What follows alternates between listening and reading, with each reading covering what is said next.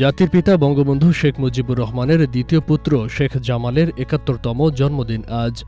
১৯৫৪ সালের ২৮ এপ্রিল গোপালগঞ্জের টুঙ্গিপাড়ায় বঙ্গমাতা শেখ ফজিলতুন্নেসার কোল আলোকিত করে জন্ম নেন তিনি।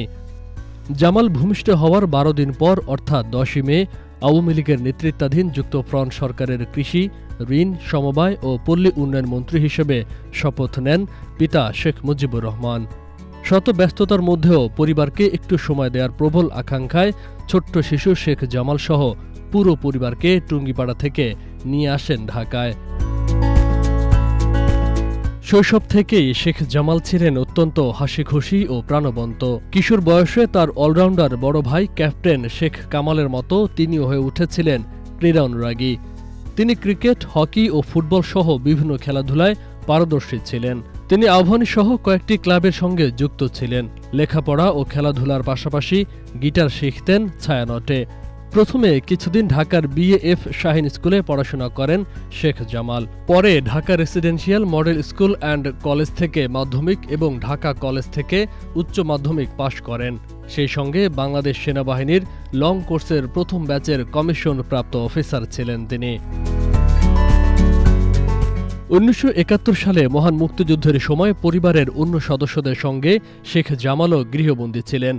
সেখান থেকে পালিয়ে অত্যন্ত ঝুঁকি নিয়ে ভারতের আগরতলায় পৌঁছান। সেখানে তিনি মুজিব বাহিনীতে যোগ দেন।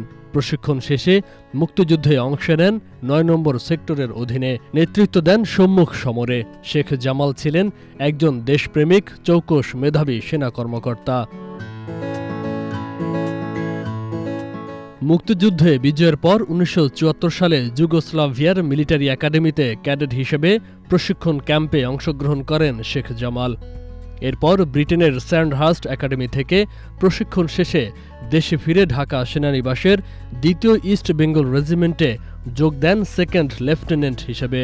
২য় ইস্ট বেঙ্গলে চাকরিকালে স্বল্প সময়েই অফিসার ও সৈনিকদের মাঝে তিনি অসাধারণ পেশাগত দক্ষতা ও আন্তরিকতার মধ্য দিয়ে হয়ে যান তাদেরই একজন। ট্রেনিং গ্রাউন্ডে রণকৌশলের ক্লাসে অবস্টাকল ক্রসিংয়ে অংশ নিয়ে সৈনিকদের মুগ্ধ করেন তিনি। ব্যাটালিয়ন বক্সিং টিমের সদস্যদের প্রশিক্ষণ দিতেন শেখ জামাল।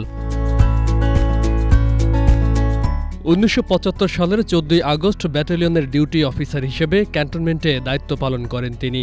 সেই রাতেই ক্যান্টনমেন্ট থেকে ফিরে আসেন ধানমন্ডি ৩২ নম্বরের বাড়িতে।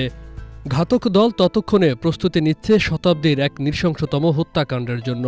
১৯৭৫ সালের ১৫ই আগস্ট কাল রাত্রিতে ঘাতকদের নির্মম বুলেটের আঘাতে পরিবারের অন্য সদস্যদের সঙ্গে নৃশংসভাবে খুন হন শহীদ Sheikh Jamal.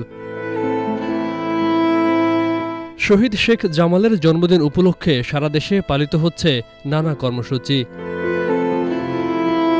Faisal Mahmud, channel S news desk.